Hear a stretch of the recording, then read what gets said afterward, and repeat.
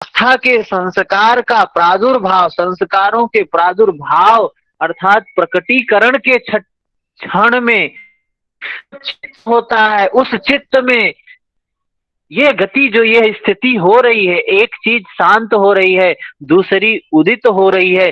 तो जो शांत हो गई वो तो हो गई, जो उदित हो रही है उससे कुछ संस्कार उत्पन्न हो रहे हैं।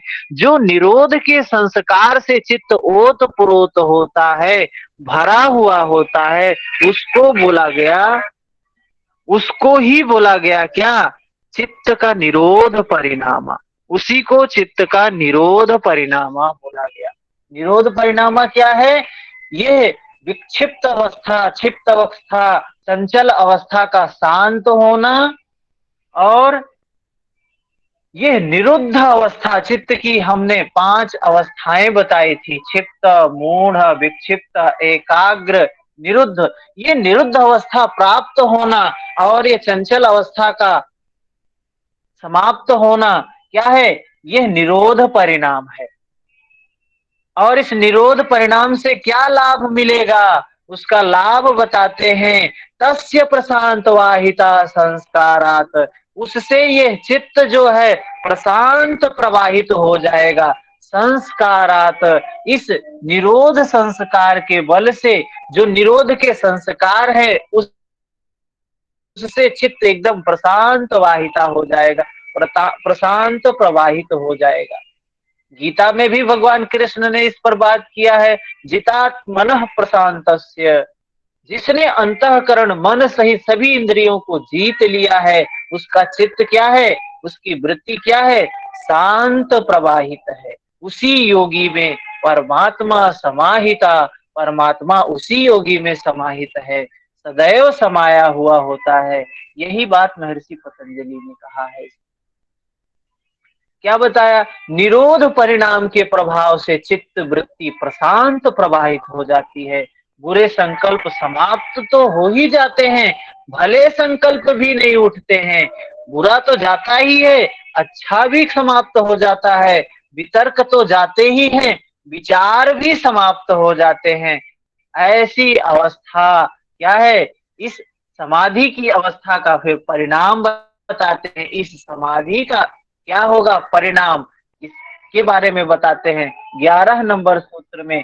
सर्वार्थ एकाग्रतयो, सर्वार्थ एकाग्रतयो, सर्वार्थ का मतलब क्या है, ये चित्त में सब प्रकार के विषयों का सर्वार्थ, सर्व अर्थ, सब प्रकार के अर्थों का, विषयों का चिंतन करने वाले सर्वार्थ और एकाग्रतयो।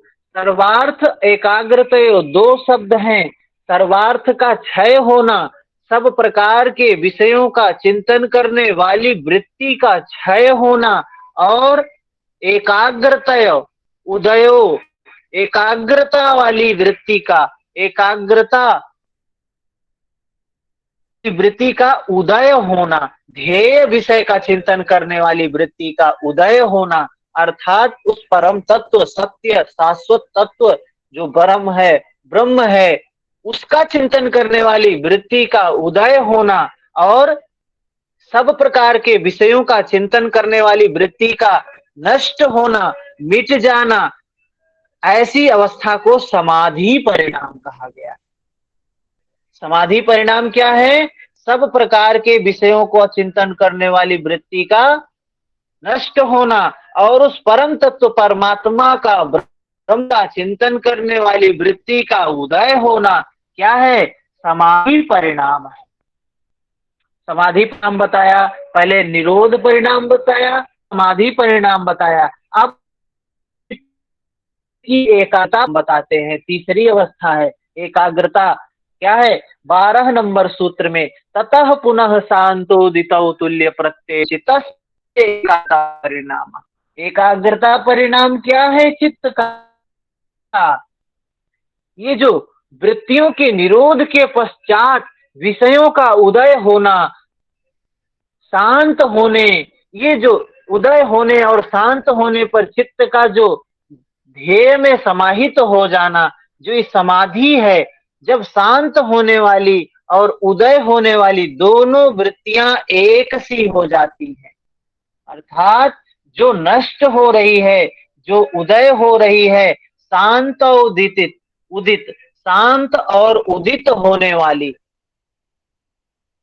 दोनों ही वृत्तियां, इस बताया ना, इस संसार में, इस मृत्यु लोक में, इस भव सागर में जो कुछ भी है, हर क्षण मर रहा है, हर क्षण जन्म ले रहा है। एक ही प्रक्रिया चल रही है, मरना, जन्म लेना, मरना, जन्म लेना, मरना, जन्म लेना। यह प्रोसेस हर जगह चल रहा है, ये प्रोसेस चल रहा है। ऐसा ही चित्त में भी हो रहा है। चित्त में भी क्या हो रहा है? चित्त में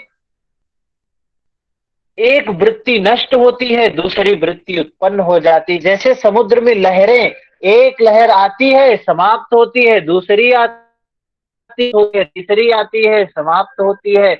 वही बात कह रहे हैं, ये एकाग्रता परिणाम क्या है? शांत और उदित, शांत और उदित होने वाली जो वृत्तियां हैं, शांत होने वाली, उदित होने वाली जो वृत्तियां हैं, एक सी हो जाएं। जब एक सी हो जाती हैं, उसको क्या है? एकाग्रता परिणाम। एकाग्रता परिणाम है, उसी को क्या कहा गया? एकाग्रता परिणाम। अब एकाग्र हो गया है, ऐसी अवस्था में चित्त पूर्ण रूप से एकाग्र हो गया है, न तो वृत्ति उदय होती है। अब ऐसी अवस्था में नई वृत्ति उदय नहीं होती है, और किसी को शांत भी नहीं करना है। अब तक क्या? निरोध नाम, अर्थात संस्कारों का निरोध, और समाधि परिणाम अर्थात लक्ष्य मात्र आभास, लक्ष्य मात्र आभास। इन दोनों के पश्चात शांत और उदित होने वाली वृत्तियां एक सी हो जाने पर चित्त एकाग्रता में परिणित हो जाता है, एकाग्रता में परिवर्तित हो जाता है, एकाग्रता अवस्था प्राप्त हो जाती है।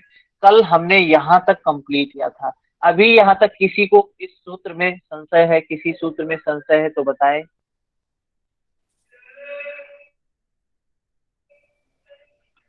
12 नंबर सूत्र तक यहाँ पे